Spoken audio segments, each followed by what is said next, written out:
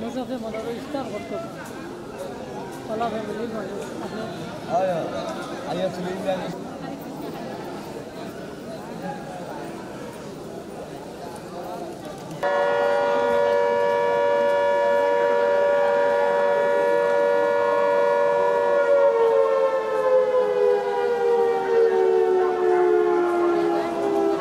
এখানের জিনিসটা আমরা করি বা ইফতার করি, আমরা কিন্তু শেয়ারিও করি। আমরা সিলেটি ভাষায় খাওয়াই ফোতা, আমরা ফোতাও খাওয়াই, গতকালকে খাওয়াইছি। এটা একটা আইডিয়া আছিল আমার কাছে, যে জিনিসটা সব বছর তো আমরা একভাবে করি। তা আল্লাহর অলির দরবার তো, অলি আল্লাহর দরবারও সব গরিব মানুষগুলোর সমাগমনটা বেশি থাকে। একদম ধনী মানুষজনের ইলা বইয়া খাইবার মতো নয়, তারা আয়, তারা দান দক্ষিণা করে তারা তারা যায় গিয়ে।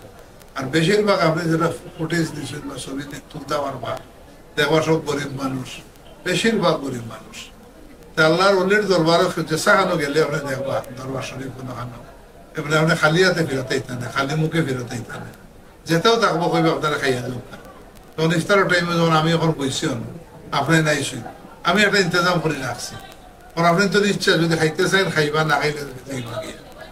কিন্তু আমি আমার ব্যবস্থা রাখছি, আপনারা কইতাম না ইফতারের সময় গেছে আপনি যাও কাকে, আমি আমার বাসা যেতাম, এই জিনিসটা হওয়া যায় না। আমরা এখানে ইফতারের যে ব্যবস্থা করছি প্রথম দিন ইফতারের ব্যবস্থা করাতে গিয়া প্রথম দিন অন্যান্য মানুষের সমাগমনটা মানে ফেরার দিকে একটু কম থাকে। কিন্তু এবার লক্ষ্য করলাম প্রথম দিন আমি করছিলাম 200 ডিম দিয়া, 80 ডিম আর আলু দিয়া তরকারি বাদ দিয়ে।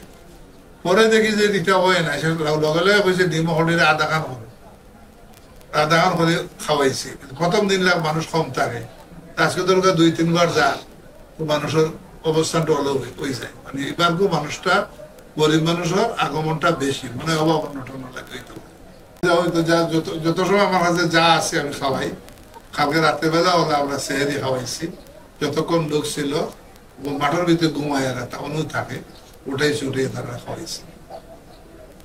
এটা আমরা এখানে মেইনলি দরবার শরীফের যে খানি ওরাকে যেটা করেন, এটা আমরা মতলি সব আছেন ফতেউল্লাহ আমার আন পক্ষে আমি শাহ মোহাম্মদ খান এই বাকি সব ইন্তজাম গুলা করি প্রতি বছর।